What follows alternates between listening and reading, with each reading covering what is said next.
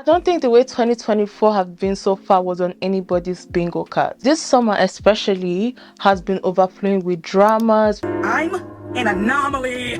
With beef, with business debacle. I'm not a part of the budget for a chicken salad. Even down to the internet's favorite personality, MrBeast. Reporting on everything would be so overwhelming, but if you haven't kept up, I'm here to help you. So here's a rundown of some of the events that I couldn't cover this summer. It's going to be a very lengthy one, so grab some popcorn, wine or ice cream and settle in as I dive into these details. That's good. But before I go in, let me introduce myself. Hello, welcome to my YouTube channel. Hi guys, my name is Jewel and hi, welcome to my channel. On this channel I just speak about anything I want to speak about, whether they are trending or not. So if video essays are your cup of tea, kindly subscribe, like, share this video if you care. It would really mean the whole world to me. And that being said, let's get straight into the word of the day. So the word of the day is cherish the present moment, for it holds the key to everlasting joy. Cherish the present moment, for it holds the key to everlasting joy. And this word of the day is from my journal. So if you'd want to purchase my journal, the link is in my description box or in my about section. But that being said, let's get into this video. Okay, thank you. The first person on the list is no other person than Chef P. What do you mean FDA approved? I don't sell medical product. The pink sauce don't contribute to your health. I never said that. Did I? And if you do not know anything about Chef P, What is it like where you come from? knowing everything about this person was against my will. And the more I dip and dive into this case, the more I have seen someone who used her own hands to destroy her life, destroy her destiny, and has refused to take accountability for the hole she dug for herself. You guys are judging a prototype. A prototype is when a product is not an official product. Everybody is at fault except her. First of all, is her name Chef P or Chef Pie? Because everybody has a different way of how they pronounce her name. But let's get straight into it. It all began in the summer of 2022 when Veronica Shaw, who is known online as Chef P, introduced a bright pink condiment on TikTok. I said I want something big. I want something that says I'm here. Beyonce. Guys, I don't really know how to pronounce it. Condiment. Condiment is such a tongue twister. Condiment. This eye-catching sauce quickly captured the attention of millions, sparking curiosity and excitement across social media platforms. Doesn't really have a taste. It is like sweet ranch. The aftertaste, I'm not messing with. Chef P, she had a very engaging personality, and her engaging personality combined with the sauce's vibrant color just created a perfect storm for viral marketing. The mystery surrounding its ingredients only added to its allure, which led to the pink sauce hashtag amassing over 80 million views in a very short period of time. Riding this wave of popularity, Chef P, she decided to launch a website where fans could purchase the pink sauce directly for just $20 a bottle. Chef P's friends all seem to love it. This is definitely a 10 out of 10. But she didn't describe the flavor, building irresistible intrigue. Honestly, it has its own taste. If you want to taste it, buy it. It goes on sale tonight. People had gotten to the point of demanding she sell the product publicly, as Chef P had held off for ages to ensure the sauce was perfect. We are doing quality testing to ensure that we get the best quality out to you guys to have minimum to no complaints. Why am I saying just $20 a bottle for a sauce? Is a lot of money. I'm not gonna lie, $20. But obviously people were very amused and were very surprised as to what she put into her bottle, that she had orders. However, this rapid growth just brought significant challenges. As more customers received their orders, people started to complain, and people started to complain a lot. Many reported issues such as inconsistent color and textures, while others raised concerns about food safety. Some bottles arrived damaged, and there were discrepancies in the nutritional information and ingredient lists that were noted on the labels. For example, she misspelled the word vinegar. People also asked her if there was garlic in her sauce, and she said there was no garlic. But on a video where she was making the sauce, people saw garlic floating inside. At first, she didn't want to tell people what was in this. She was like, I don't have to tell you guys what's in it, but you have to tell us what you're using to make it, because people die from allergic reaction. Like, I don't know what this girl was thinking. Anyways, food safety experts and worried consumers started voicing their concerns about the sauce. Key issues included the use of dairy products without proper refrigeration, changes in ingredients between batches, and unrealistic serving sizes listed on the nutrition label. Alarmingly, this sauce had allegedly sent some people to the hospitals, and some customers claimed to have experienced food poisoning after consuming this pink sauce. The growing controversy eventually caught the attention of the Food and Drug Administration, the FDA, which announced an investigation into the pink sauce on August 2nd, 2022. Prior to this, when people asked her if her sauce was FDA approved, she was like, What do you mean FDA approved? I don't sell medical product. The pink sauce don't contribute to your health. I get baffled every time. Every single time this woman speaks, I actually do get baffled. So when FDA approached this woman, this marked a very turning point for Chef P and her business, and this forced her to confront the complex regulation and safety standards that govern the food industry. Realizing that she needed professional help to navigate these challenges, Chef P partnered with Dave Gourmet, a well-established sauce company. This collaboration just aimed to reformulate the recipe, improve production processes, and also ensure that the packaging met federal food safety standards. Why did Dave's Gourmet partner with Chef P? We saw the pink sauce go viral on TikTok along with everyone else. But with our 30 plus years of making sauces, we offered our expertise instead of criticism. Dave's Gourmet entered a partnership to help bring Chef P's vision safely to the consumer market. Made in an FDA and SQF certified facility, you can now purchase a vegan and gluten-free pink sauce. More exciting pink sauce news coming soon. Viral pink sauce is coming to a store near you along with a matching cookbook, according to its creator, Chef P. We're heading in stores really soon. We've relaunched with Dave Gourmet. We also have a cookbook coming out really soon. The partnership appeared to be a turning point when a new version of the pink sauce hit Walmart shelf in January 2023. This relaunch just seemed to legitimize the product and offer Chef P another chance at redemption. However, just when it seemed like things were improving, another twist emerged in late 2023. Chef P had claimed that she was facing financial difficulty, and she launched a GoFundMe campaign seeking $100,000 to avoid bankruptcy. She alleged that Dave Gourmet had not paid her what she was owed, and she also accused them of lacking transparency in their financial dealings. Dave Gourmet, at first, they were silent about all this, but because Chef P kept talking and kept speaking, they were forced to respond. So Dave Gourmet, they responded by stating that they had paid Chef P over $120,000 so far, and they were following their contractual obligation.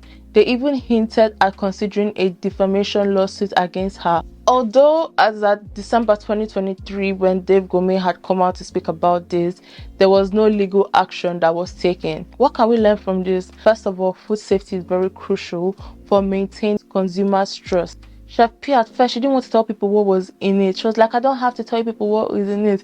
Yes, you have to tell us what's in it. Why don't you have to tell us what is in it? You have to tell us what is in it, because people get allergic reaction. Like, people get allergic to so many things. And she lied about some of the ingredients, like garlic, saying there was no garlic. Meanwhile, people could see garlic floating in the products. Like, girl, this woman used her own hands to destroy herself. Because I have so many topics to talk about in this video, that's why I'm not doing like a whole deep dive. But if you want to have a whole deep dive, there are so many videos that I've spoken about this woman, and I've never seen anyone who was handed something on a platter and decided to destroy it by her own self. Where I'm from, because I'm Nigerian, they'll be like, it's your village people that are doing you.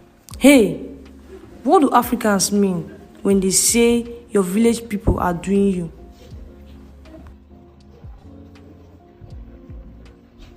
You see this girl here? She has exam by 8 o'clock a.m. But she woke up by 7:55 a.m. and started cooking beans. I've let people are doing her. Because you cannot be handed such good opportunity. Do you know how many people are looking to have their products in Walmart, in Target? Do you know how many people? But you were just handed it on a platter. Like, you didn't even have to do that much work. What she had to do was just to promote it on social media. That was her own obligation, and in less than a year she had already gotten $120,000 from it. You were not involved in the production, nothing, just to promote it on social media. That was just your job. She was asking for money to host a pink sauce birthday party, $600 for shoes. Priorities, priorities, priorities. Anyways, where is she now? Her sauce is not selling. She tried to convert it to powdered version. Nothing was selling. I think right now it's closed. Pink sauce ain't made one sale this month. This company really think they gonna take my product and get away with it. First of all, I don't know what's going on with the pink sauce. I don't know where the pink sauce at, where it's being distributed, who is selling it. I don't know anything going on behind the scenes. Would y'all believe these people sent me an email this morning talking about they gonna send me a check for $121. Lord Jesus, take the wheel. I really need legal help to get out of this deal. I want it to be removed. I don't know what's going on. As far as I seen, the pink sauce was gray. That's the only thing that I know, and that it was in Dollar Tree. Like, I really need some legal help. I don't know what to do, but I just feel like being silent is not the solution. I've constantly been burying myself with isolation. I'm healing myself because I refuse to go down mentally, but I refuse to let my business go as well. There was even a time she was just preaching on social media. Yeah, she was preaching to us on social media. Why was she preaching? When the world gets to experience it, when I have that conversation with the person who could get me to where I need to be, when I meet that investor, or when God give me the opportunity, listen, it only takes one day for your entire life to change. And I feel like God had to take me through this, because for me to grow into the person that I want to be, I had to go through a humbling experience. I had to make decisions that were not good experiences so I can have the power of discernment in the future. The process and the way of life, we see our struggles as problems, but really your struggle can be rich. Really your struggle can be just as valuable as $1 million in your bank account, because God is taking you through the journey of being yourself, and I am being taken through the journey of being myself, who I really am, making the decisions that I need to make as an entrepreneur, making the decisions that I need to make as a... There's no way she doesn't regret the action she's taken. And one thing I've noticed is she has not for once come out to say, I have messed up. Everybody's at fault except Veronica Shaw. Y'all keep asking the same question over and over again, and I keep answering the same question over and over again. Don't ask me, ask Dave's Gourmet. Dave's Gourmet should know why the sauce turned yellow when it hit the shelf. She has refused to acknowledge the role that she played in her own downfall. Dev Gourmet is still going to be Dev Gourmet with or without her. She's back to square zero, not even square one. Even if she decides to open something else, people would not trust her because of the controversies that she's had surrounding her name, and how when she was offered help, she turned around and basically stabbed her partners in the back. Another thing I would like to say about this that I've not really heard people talk about is that this story just served as a reminder of social media's double-edged sword. Platforms like TikTok can propel products to fame overnight, but they can also amplify criticisms and controversies just as quickly. The rapid spread of information, both positive and negative, can make or break a brand in today's digital landscape. The lesson learned from the Pink Sauce saga will undoubtedly resonate with future entrepreneurs and consumers alike. She had so many chances. At first, she was sending expired products. She was warned so many times. There was a time she went on a talk show and her and the host basically gaslit the consumer that came to complain about the product. You're not special, okay? So why should I lose my mind and approach you directly when you're fabricating something on the internet? I will. When I said that you're not special, I meant that as you're not special as far as someone trying to hurt me. At the end of the day, I think this is a moment of reflection. Absolutely, and I think it's a moment of learning on both parts. I think the learning is more on your part. Yes. Okay. And that's being real. And this being real here. Because the thing is the matter that her business, her livelihood, her safety is being affected now. And these are things that we don't think about. This moment is for you to realize that your power is really in what you're saying and what you're doing. And that one video that you did for that second, the follow-up video, had ripple effects that you have to acknowledge is there. Because if it was on the other foot, you'd be sitting here upset, crying, mad, if you had to move every week because you and your child were in danger. Absolutely. So this is the moment for you just to say, you know what? Next time, I will take this step. Before I post something, I'm gonna do my research. Before I do something, I'm gonna reach out to her. Before I do something, I'm really gonna realize, is this really my responsibility? Your responsibility is to build each other up as women.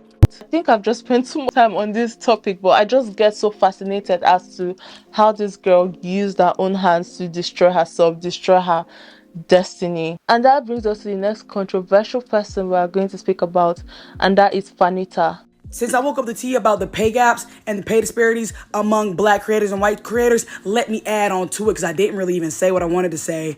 You saying y'all made me coming back because some of y'all is pocket watching me too hard. Look at the robe. Pockets is flush. Asia does what she needs to fucking do. I gets to the bag. I gets to the manyan. We're already 6 figures in and it's only May. Well over. Not too much, get out my pockets. Fannita Lege, her journey from a TikTok sensation to a very controversial influencer, is a compelling illustration of the rapid rise of fame and the complex challenges that come with it in the digital age. Launching her TikTok account in December 2019 under the username It's Nita Baby, Fannita quickly gained popularity through her engaging lip sync videos and comedic content. What is your zodiac sign? I'm a Leo. Do you believe Leos are the best zodiac sign? Yes. True. Why? Cause look at me, look at you. You've been laughing this whole time. I have charisma out the ass, and I got a fat one. Everybody likes us. I'm very beautiful and very attractive. I'm stunning in a room, and I'm charming. True. Are you a Leo, Megan? I'm not, but I agree. Like, name a Leo that you don't like. I just feel like Leos are the most likable sign. Her relatable takes on pop culture and her ability to connect with viewers through stitches and collaborations just helped her amass a substantial following of 2.3 million on the platform. As her influence grew, she expanded her reach beyond TikTok. She launched a podcast called Bottoms Up with Fannita, and this move just demonstrated her ambition to diversify her content and establish herself as a multi-platform creator. One thing you should know about her is that she's very, very outspoken. It was her outspoken nature and her willingness to address controversial topics that truly set her apart. I just want to come up here and address a couple things. First of all, I have tried to be as authentic as I can. And some of you have continuously commented things like, give me your phone. Why are you out of your cell? And I think that is very mean because all I do is try to make y'all laugh. So from here on out, I will try to be better. I don't understand why talking about hot men is such a problem on this app. And it really hurts me that you guys feel this way about me. But I just want you guys to know that I will stop. Never. Fannita's rise took a dramatic turn when she publicly voiced her frustrations against pay disparities between creators of different races, which so many people have spoken about. Jackie Aina, like so many people have spoken about it, the disparities between races. It's just a lot. People have come out and spoken about it. Like I think at this point I'm just tired of hearing it, because these brands, they know, but they do not say anything. Fannita coming out to say this, I'm sure everybody will be like, yeah, I agree with her. She's saying what is good. But when she came out, she spoke about Alex Earl. So she used Alex Earl as an example, because Alex Earl, she's a white creator and she was earning significantly more of a similar work that Fannita was making. So I actually think that Alex Earl was paid $50,000 while Fannita was paid $20,000. Allegedly. That's what I saw in my research, but allegedly. I'm gonna have to call out a few creators so y'all can really understand what the fuck I'm talking about. Cause ain't no other big creators gonna put a name on it. But I'm sorry, girl, I gotta whack you. I'm not trying to read you, but Alex Earl, come to the podium. Alex Earl has the luxury of being able to have white fucking privilege. Imagine a black girl comes online and says she has a dress with throw up in it. She's nasty as fuck. Look at how y'all talk about E. Kane. E. Kane and Alex Earl are twins. Twin flames. But what is Alex and what is E. Kane? What is Alex and what is me? Me and Alex engagement pretty much the same damn shit. And I'm more entertaining. And I have a podcast. And I'm funny. Alex is funny to white people, or is she even funny? And this is not a drag, Alex. I'm not trying to drag you. I'm just keeping it fucking real. Because if you could get $50K for a brand deal, bitch, we both know I deserve it. $60K, $70K, $80K. You know what I'm saying? I'm having to settle right now for my little funky ass 20. But I want what you white hoes get. And I want it today, ASAP, not tomorrow. Prada, I spent $6,000 in your store. I better be receiving some gifting like y'all do every other white hoe that don't purchase shit from y'all.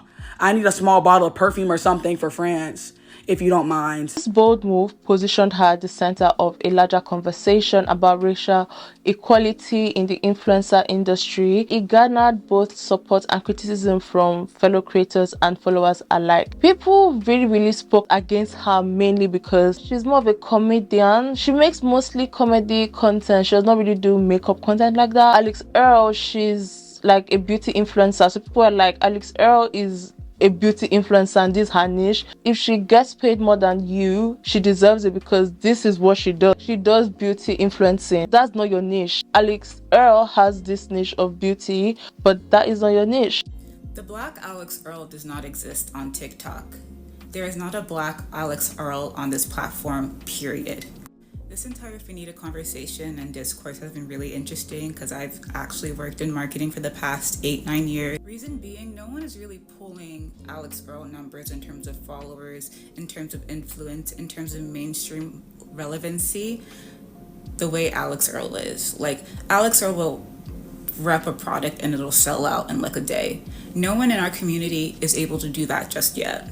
Now, there are Black content creators who do Alex Earl numbers, but they aren't influencers, and there's a specific difference that needs to be acknowledged when it comes to being an influencer versus being a content creator. What Fannita said about racial disparities and how influencers are paid within different races is actually true, but the example she used, many people were not here for it. The controversy surrounding Fannita intensified following her physical transformation. After undergoing weight loss surgery and subsequent plastic procedures, she lost about 100 pounds, and this also enhanced her appearance. So while many people celebrated her transformation, other people noticed a shift in her attitude that some perceived as negative. Fannita's comments about her new appearance and her confrontational responses to criticism led to accusation of developing mean girl tendency. But given when she was big, she seems to be very mean. But then again, what she said kind of made sense. When you're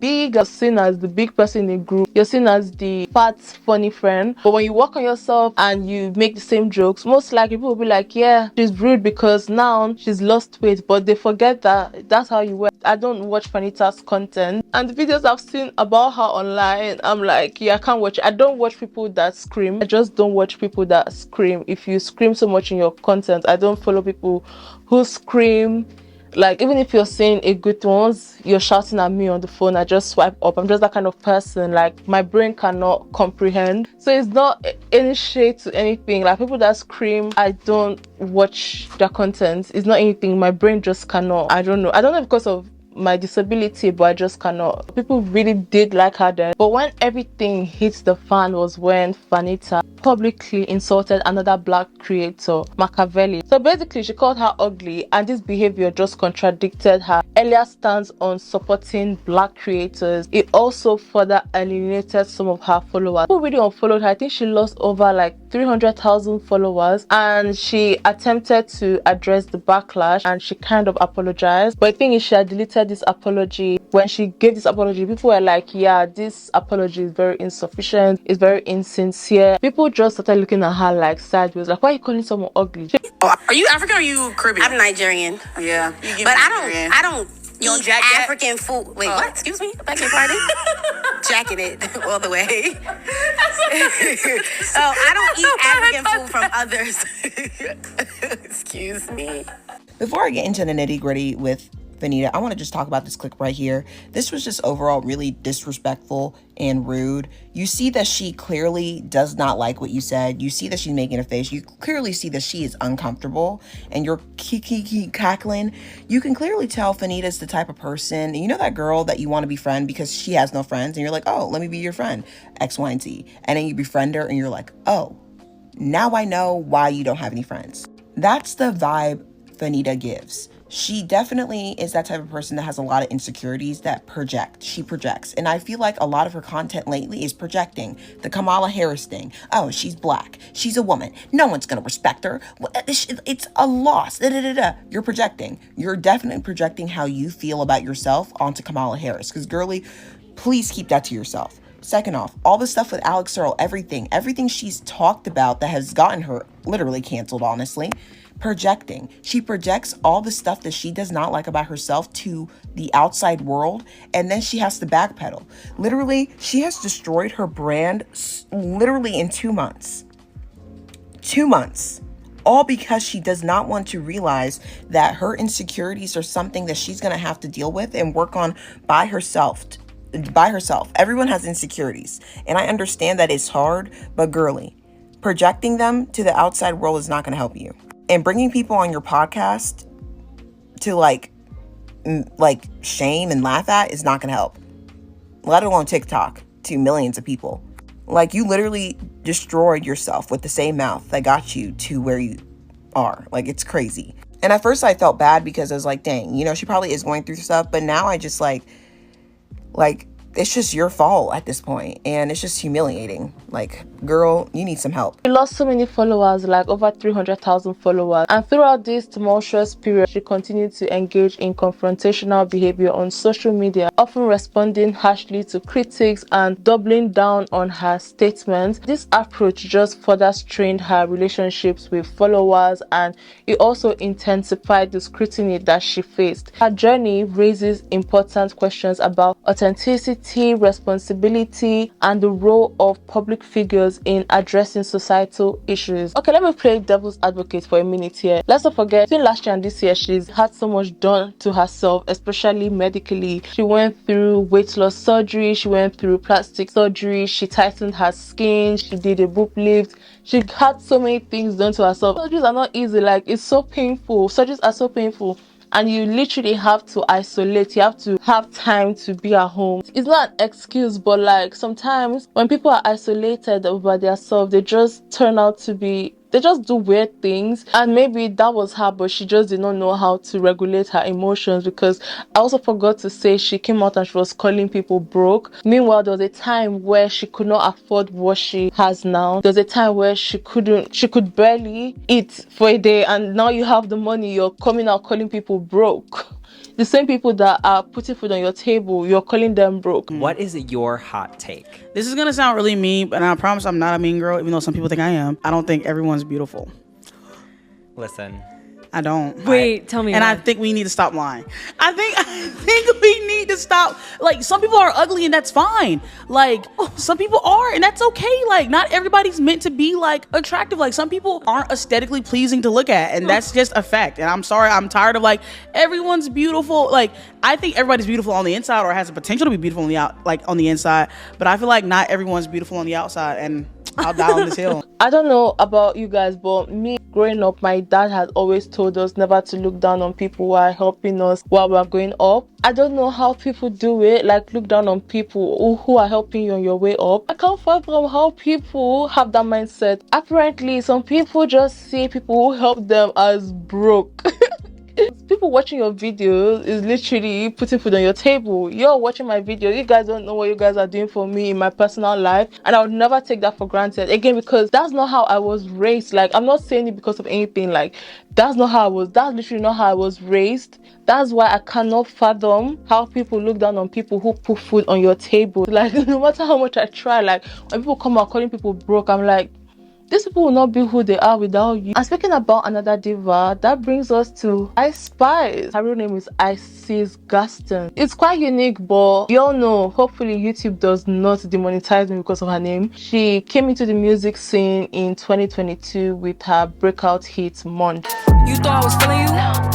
That nigga Munch. That song went viral. So she's from New York and she's from the Bronx. So her style of music then was very, very different from what we normally heard. It was more trap rap, if that makes sense. She quickly gained popularity because of the hooks that she used during her music. So her hooks were mostly catchy and they were very, very distinctive, and so many people followed her because of this. She had millions of followers on social media. Her career was bubbly, and initially Ice Spice's career, it just seemed unstoppable. She collaborated with established artists like Nicki Minaj on the hit song Barbie World and Princess Diana remix. Ice Spice was getting somewhere for such a very short period of time, and this collaboration, they just appeared to just cement a very positive relationship between Nicki Minaj and Ice Spice. She collaborated with so many people, Taylor Swift, she got co-signed from Drake, so many people co-signed her, who came out and they were like, oh, she's an industry plant. However, cracks in Ice Spice's public image, they began to show. So basically, in May 2023, there was a controversy that erupted when Baby Stormy, who is a former friend of Ice Spice, leaked alleged text messages in which Ice Spice reportedly called Nicki Minaj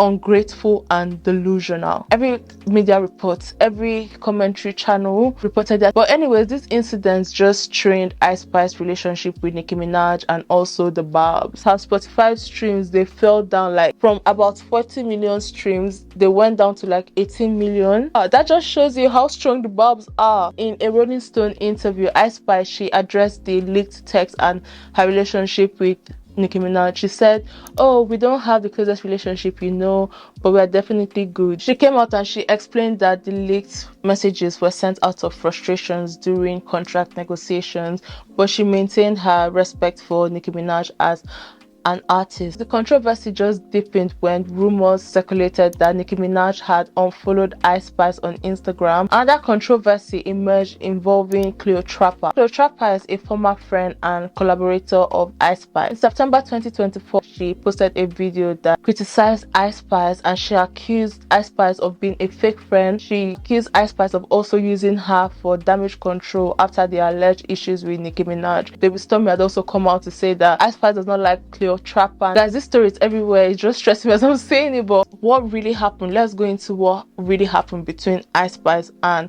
Cleo Trapper. And why didn't they tell you that make sure Cleo's good? Make sure Cleo's good. Cleo is a part of the budget. Make sure Cleo's good. The same way you told me that I was gonna be good. Why is your production saying that I'm not a part of the budget for a chicken salad? Chicken salad? I'm not a part of the budget for a chicken salad? Y'all could have bought that chicken salad and literally got the money from my manager or me. But y'all wanted to show me so bad that I can't get nothing and that nobody is. The controversy between Ice Spice and Cleotrapa came to a head in September 2024 when Cleotrapa took to social media to air her grievances. At the core of the dispute was Ice Spice Y2K tour, during which Cleotrapa claimed that she was mistreated and undervalued. According to Cleotrapa, she was not properly compensated for her performances and she was left to cover her own lodging expenses. She also alleged that she was given insufficient time to prepare for the tour and often had to manage her own logistics, including handling her luggage without support. Perhaps more damaging than the financial and logistical issues were Cleotrapa's accusation of emotional mistreatment.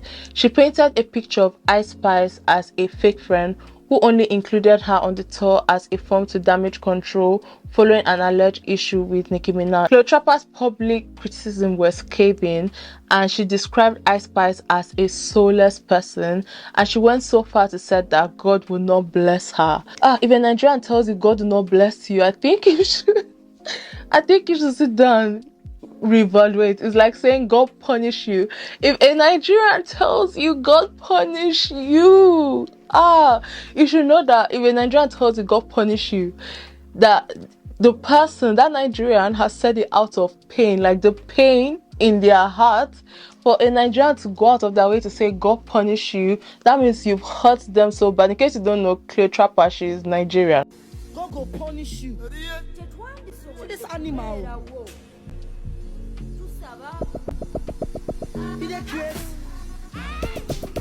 This statement not only highlighted the depth of Cleotrapa's hurt and disappointment, but it also served to tarnish Ice Spice's public image. Adding fuel to fire, Cleotrapa, she made allegations about Ice Spice's use of Ozempic. So basically, Ozempic is a weight loss drug that Ice Spice has previously denied using. So Cleotrapa came and was like, don't mind her, she's using Ozempic, and this claim just touched on sensitive issues of body image and authenticity in the entertainment industry. The public dispute between Ice Spice and Cleotrapa just shows the challenges of maintaining friendship in a highly competitive and public environment. Everything just depends on the kind of person you are, because fame should not change who you are. She was saying, you have 10k monthly listeners on your Spotify, it's a privilege that you're on my platform. Like, how can you say that to your friend? How can you say that to your friend?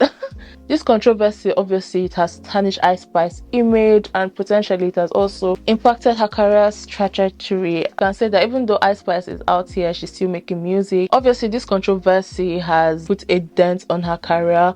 We can see her music is not really selling like that. People are coming out saying that she just has one flow. I think I should do a video on musicians that have one flow. Obviously, Ice Spice being very loved in the industry and falling so hard will not be compared to the next person we're about to touch on, which is MrBeast. In case you guys don't know, I wanted to talk about MrBeast, but my hard drive crashed and I could not be asked.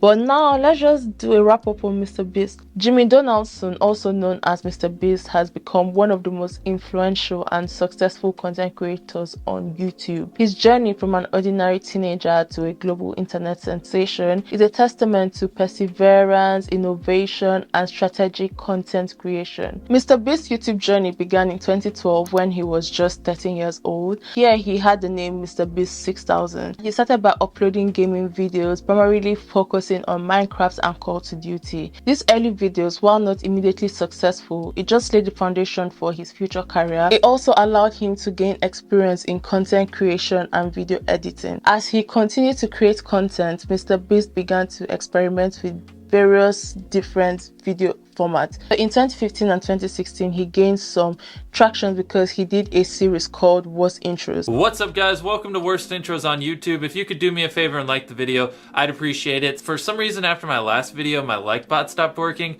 I don't know why, so I'm gonna need you guys to step it up for today. So in this series, what he did was he critiqued other YouTubers' videos introduction, and this series just helped him grow his subscriber base to around 30,000 by mid-2016. The turning point in MrBeast's career came in January 2017, where he uploaded a video of himself counting to 100,000, and this simple, very tedious task just took him nearly 44 hours to complete. This video, it went quickly viral and it earned hundreds of thousands of views within days. One thing I like to say about MrBeast is that he knew he wanted to become big on YouTube, and he did so much to become big on YouTube. Success just marked a huge shift in MrBeast's content strategies, and he realized that extreme stunts and challenges could capture audience attention on a very massive. He started producing videos that featured outrageous challenges, and he also did generous giveaways, and he was this huge philanthropist, and his philanthropy work was on a very huge scale, on a very huge and grand scale. Some of his notable early viral hits included watching paint dry for hours, attempting to stay underwater for 24 hours, and giving away thousands of dollars to random Twitch streamers. MrBeast's content just continued to evolve, and as they evolved, they incorporated more elaborate stunts and larger monetary prizes. He began organizing competitions with substantial cash rewards, recreating movie sets for challenges, and even giving away houses and cars. These videos not only entertained viewers, but it also showcased MrBeast's growing influence and financial capacity. And as his channel grew, MrBeast, he expanded his team, and he brought in his childhood friends and also skilled professionals to just help produce these interesting, complex videos. This expansion just allowed him to create higher quality content more frequently, further accelerating the growth of his channel. The controversy surrounding MrBeast began with allegations from this YouTuber Rosanna Pansino in October 2023, and she accused MrBeast of unfairly editing her appearance in his extreme $1 million hide and seek challenge. She claimed that she had actually taken third place in the challenge, but the video was edited to show her performing worse than she did, one. And also, this incident just sparked a debate about the authenticity of MrBeast's content and his treatment of fellow creators. So this situation escalated dramatically in July 2024. Rosanna, she also further shared allegations from contestants of MrBeast's upcoming reality show called Beast Games. I heard that Amazon Prime paid him 100 million. Is it 100 million? Yeah, $100 million to organize this game show. Yeah, you guys, people are making money.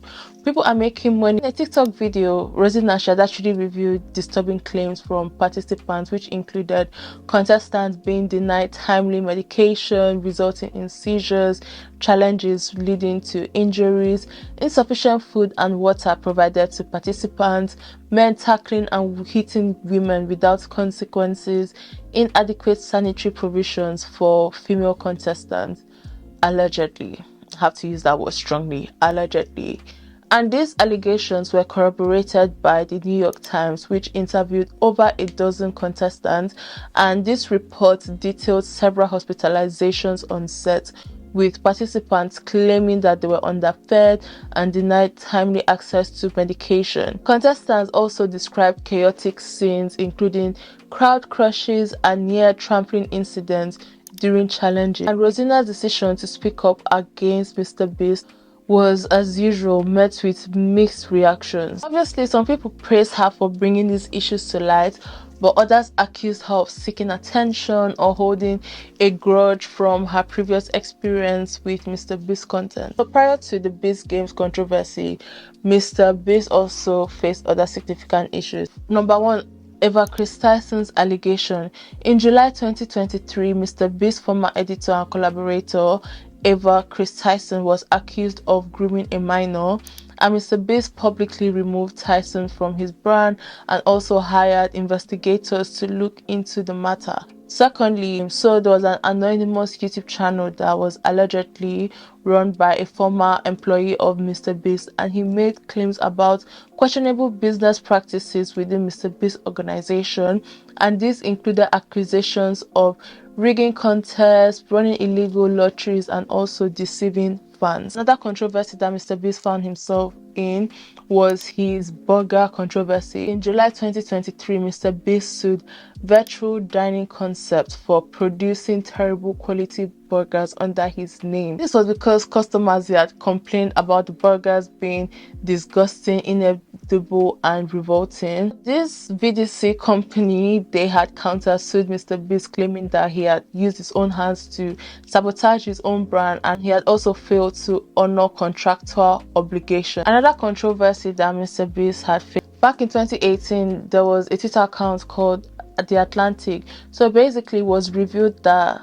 MrBeast made homophobic slurs and he used the idea of being gay as punchline for jokes, and MrBeast defended himself, claiming that he was not offensive.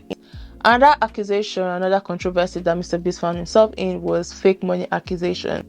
So critics found out that in November 2019 that the money that was used in MrBeast videos were not legal tender, and this led to accusations of him giving away fake money. So MrBeast, he later claimed that he used fake money to mitigate the risk of a dangerous rush, and he exchanged them with real checks for people in the video. And last but not least is the criticism of his charitable efforts. Some of MrBeast's philanthropic endeavors, such as building wells in Africa and funding medical procedures, has been criticized as inspirational porn. They said that he does this for potentially exploiting vulnerable individuals for views. That also makes me question, why do people just go all the way to Africa to help? Are there not places in America that need help? So I'm not saying that there are places in Africa that do not need help, but people just make it look like Africa is one dirt of a place. Africa is the absolute ghetto. Like, that's how people make it look like. What I've noticed is, like, even when people go to some countries in Africa, they go to the village parts to create content, and then you have vulnerable children around them. That never sits well with me. For example, there's one dancer, Isabella Afro. Like, I don't know the country she is. I don't think she's in Nigeria, but she's in like an East African country, and she's always in like the village part of that country, and she has like vulnerable people around her. Like, it just does not sit well with my spirit, because they just make it look like, oh, there are no nice houses in Africa. You guys do not know. Okay, I'm Nigerian, so let me speak for my country. There's so many rich people in Nigeria. So many rich people that when I see how my country is being portrayed in the media, I'm like, are you people okay? Like, you people should just go and see the country for yourself. Obviously, the media is going to portray and say what they want you guys to hear or say. I didn't even grow up in Lagos. I grew up in my home state. My home state alone, they used to call it Little London because of how beautiful my home state is. I just used to be so confused when the media just comes out like portraying Africa or Nigeria as one slum. Excuse me. I've had like more privileges growing up back at home than I have here. Obviously, I'm grateful. I think living here has made me grow up like quickly and be more independent. But like back home, the privileges I had were like more than here. Here I was forced to grow up by myself, which I do not take for granted, and I'm very, very grateful. I'm just tired of the way Africa or Nigeria is being portrayed. Again, I'm not saying that there are no slums there. Just like there are slums everywhere. There are slums some parts of America, the Bronx. You hear people coming, oh, I grew up in the Bronx, Compton, here and that, but I don't see people just shed light as to how slumpy the place is. But people are always so quick to go to Nigeria or go to Africa to be like, oh yeah, I went to help them. Make it look like it's one slum. You guys should go for yourself and then come back and give me the review. Anyways, these controversies, they've raised questions about the ethics of MrBeast's content creation, his business practices, and the treatment of those involved in his project. While his business continues to grow, these issues have tarnished his reputation as the internet's nicest man, and it has also sparked debate about accountability in the influencer industry. As of September 2024, when I'm recording this, MrBeast has not directly addressed many of these allegations, particularly those surrounding his games, the Beast Games, and his silence on this matter has only fueled further speculations and criticism. I think he posted recently. Yeah, he posted 2 weeks ago. The man is still making his money, and it's so funny that when you're researching this case, you don't see that many things about this case on social media. I remember when it was fresh and I was doing my research, I only saw it on the first page of Google. Like, yeah, the information was not as much. It's like people were just silent about the whole thing. But then again, what do you expect? Now we've seen the downfall of one of YouTube and social media's nicest person. It takes us to the downfall of another social media's nicest person. That is no other person than Cody Ko. Let's talk about Cody Ko. He was known as this funny guy and a podcast host. From my research, it felt like people really did love this guy. He started out making short videos on Vine, then moved to YouTube after Vine shut down. On YouTube, he got really popular for making videos where he put fun at internet trends and worked with other YouTubers, especially his friend Noel Miller. So Cody and Noel, they started a podcast called Tiny Meat Gang, which lots of young people love. Cody even made some joke rap songs that got so many millions of views. Whatever he brought out just created and sparked so many interest because people really did love him. By 2022, he had amassed 5.7 million YouTube subscribers and he was seen as one of the most likable YouTubers on the platform. But in June 2024, things took a bad turn. So another celebrity, Tana Mojo, she was on her podcast tour called Cancel, and someone had asked her who is the person with the smallest speed that she had ever been with, and she said that it was Cody Ko. And she said, I can say that because I was 17 and he was 25, and this was a very big deal because of the age differences and because it was illegal. So after this, Tana, she talked more about it on her podcast, saying that Gabi Hanna had warned Cody Ko about Tana's age before anything had happened, and Cody Ko still went ahead with it and got with her. I wanted to add Gabi Hanna to this video, but I was like, you know what, I think she deserves her own deep dive because what's going on? What is going on? I think I have a lot to say with Gabi Hanna, so I was like, I'm not going to add her to this. So if you want me to do a video on Gabi Hanna, please let me know, because I'm like, what's going on, sis? You're not my sis, but like, what's going on? The story got even bigger when a YouTuber named D'Angelo Wallace made a video about it, and he talked about Tana's claims and also brought up other stuff from Cody's past, like him using racial slurs and being friends with someone who'd been convicted of rape. An uncomfortable conversation. Someone has been alleging for years now that you, one of the largest commentary creators on YouTube, knowingly committed a crime against her when she was a minor. But YouTubers and viewers alike are ignoring and discrediting these allegations solely because the person making them happens to be an unlikable woman online, Tana Mojo. And you know that people are ignoring this because nobody is working harder to bury this story than you. And you're getting away with it because commentary YouTube has a serious problem. I can't blame any of your viewers or my viewers for not hearing about this because you've done such a good job hiding it up until now that I only found out about it recently. The situation has been talked about by smaller channels, it's been discussed at length on other platforms, and it keeps almost hitting the mainstream, like with this Rolling Stone article or this H3 podcast discussion. But the reason it hasn't caught on yet, despite all of this, is that none of your friends, nobody on your level, nobody in the commentary niche with enough pull is willing to admit that this situation makes you look terrible. A lot of Cody's fans were shocked and upset, and he lost about 250,000 YouTube subscribers in just a month. And Cody, he didn't say much about the whole thing, which made some people even more upset with him. And there was even a video that I won't say leaked, but he was in a rave. He was a DJ. The song he was playing was Is It Too Late to Say Sorry by Justin Bieber. It looked like he didn't even care. Because of all this, Cody, he decided to step back from running the Tiny Meat Gang studio. Because some people came out and they were defending Cody Ko. Even on Reddit, if you put like anything negative, they would delete your comments or they will block you from the group. And I was like, what the hell? If you comment anything, they would delete your comments from his YouTube, but people were commenting on his wife's YouTube and Instagram page and it was not deleted.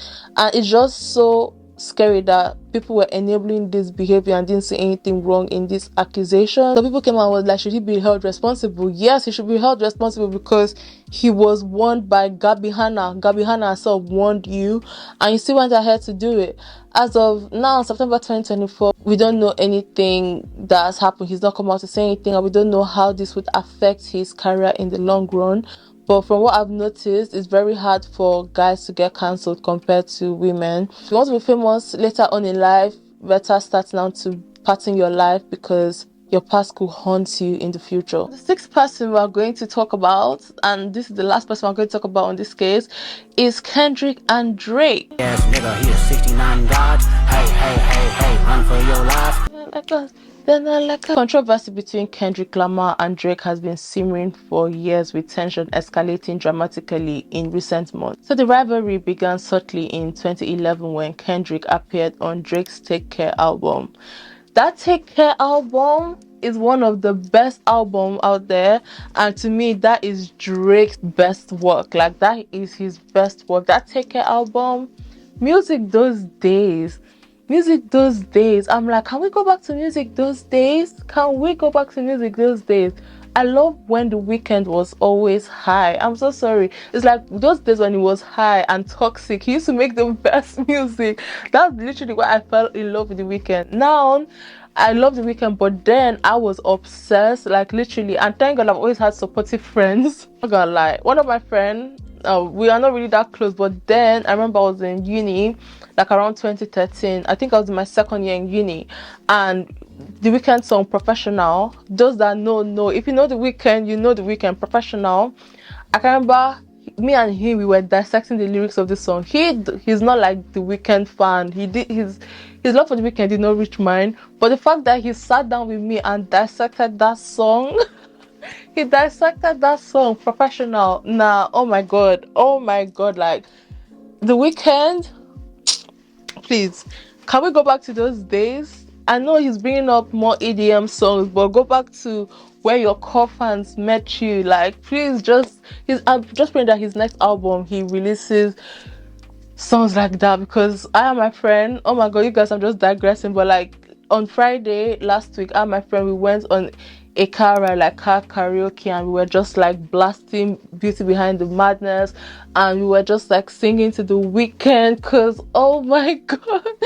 We did it all alone. Now we're coming for the throne. We did it all alone. Anyways, let's just go back to the topic at hand. On this Taker album, when they collaborated, there were hints of competitive energy, but rap is about competition. You guys in this new generation, y'all are too fragile. Like, rap those days, rap is about competition. That's why it's called rap. Like, the origin, if you find out the origin about rap, it was about competition. It was a way for black people to express what they were feeling through that style of music. In 2013, Kendrick's verse on Big Sean's Control just shook the rap world, because he called out several peers, including Drake, and he challenged them to step up their game. Over the years, both artists, they exchanged subtle jabs in their music and interviews. So in 2015, Kendrick released Kunta Kinte. Oh my god, you guys, I love that song. I got a bone to pick. I don't want you monkey mouth motherfucker sitting in my throne again.